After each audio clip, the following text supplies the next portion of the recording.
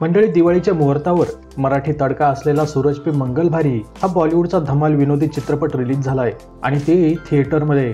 खरं तर कोरोनाचं संकट बघता थिएटरमध्ये हा चित्रपट रिलीज करून निर्मात्यांनी मोठी रिस्क घेतली, पण एकंदरीतच त्यांनी थिएटरमध्ये चित्रपट रिलीज करायला आता सुरुवात केली.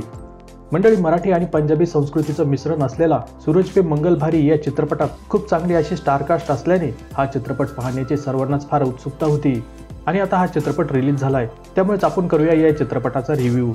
अगोदर बघूया या चित्रपटाची स्टारकास्ट. मंडळी, या चित्रपटात प्रसिद्ध पंजाबी अभिनेता दिलजीत दोसांझ, बॉलिवूड अभिनेता मनोज वाजपेयी, अभिनेत्री फतिमा सना शेख, अन्नू कपूर, मराठी अभिनेत्री सुप्रिया पिळगावकर हे कलाकार मुख्य भूमिकेत आहेत. तर इतर सहकलाकारांमध्ये मराठी अभिनेत्री नेहा पेंडसे ही देखील या चित्रपटात झळकली. या चित्रपटाला मराठी संस्कृतीचा तडका असल्याने यात अनेक मराठी कलाकारांना काम करण्याची संधी मिळाली. त्यामुळे बॉलिवूडमध्ये असे अनेक चित्रपट बनायला हवे, म्हणजे मराठी कलाकारांना देखील काम मिळेल. सूरज पे मंगल भारी या चित्रपटाचं दिग्दर्शन केलंय अभिषेक शर्मा यांनी. या चित्रपटाची कहाणीबद्दल थोडक्यात माहिती अशी आहे की यात सूरज आणि मंगल हे एकमेकांवर कशा प्रकारे कुरघोडी करतात आणि त्यातून निर्माण होणारे विनोद याविषयीची ही एक काल्पनिक कहाणी आहे. या चित्रपटात सूरज म्हणजेच अभिनेता दिलजीत दोसांझ आणि मंगल म्हणजेच अभिनेता मनोज वाजपेयी यांची अतिशय छान जुगलबंदी पाहायला मिळते.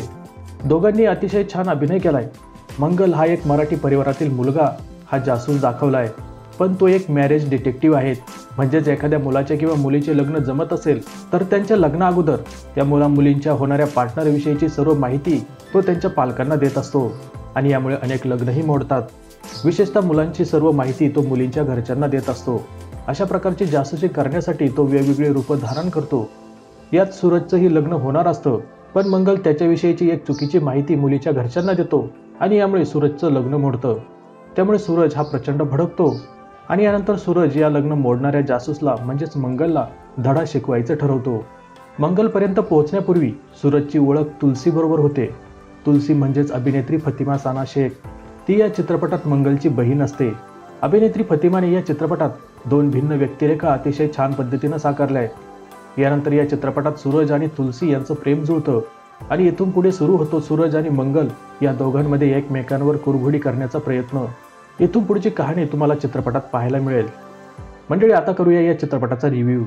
यात सर्वच कलाकारांनी अतिशय छान अभिनय केलाय, पण या चित्रपटाला जो मराठीचा तडका दिलाय तो मला अत्यंत छान वाटतो. अर्थात हे प्रत्येक मराठी माणसाला आवडेलच हे नक्की. मराठी टच असणारे यातील डायलॉग, संगीत हे अतिशय छान जमलंय. पण मंडळी, इंटरव्हल अगोदर हा चित्रपट थोडासा संथ वाटतो, म्हणजे स्लो वाटतो. पण इंटरव्हल नंतर चित्रपट अतिशय चांगली गती घेतो.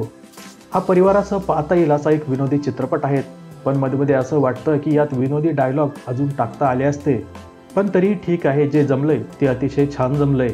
म्हणजे जे चित्रपटाचे दिग्दर्शन अतिशय छान झालंय. अभिनेता दिलजीत आणि मनोज वाजपेयी यांची जुगलबंदी पाहताना खूप गंमत येते. त्यात अन्नू कपूर यांचे मराठी टच असलेले डायलॉग, त्यांचा मराठमोळा पेहराव हे सर्व काही मन जिंकून जातात.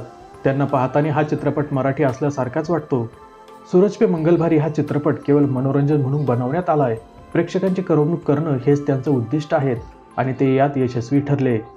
त्यामुळेच मी देतो या चित्रपटाला 5 पैकी 3 स्टार. म्हणजेच हा चित्रपट नक्कीच पाहण्यासारखा आहे आणि मला असं वाटतं की मराठी संस्कृती असलेले असे चित्रपट बॉलिवूडमध्ये बनवण्यात यावे. यामुळे महाराष्ट्रातील मराठी कलाकारांना सुद्धा काम मिळेल आणि बॉलिवूडमध्ये आपलं नाव मोठं करण्याची त्यांना देखील संधी मिळेल. तर मंडळी, हा होता या चित्रपटाचा रिव्ह्यू. आणि जर या अगोदरच तुम्ही हा चित्रपट बघितला असेल तर तुमचा या चित्रपटाबद्दलचा रिव्ह्यू या व्हिडिओखाली कमेंट करून नक्की सांगा.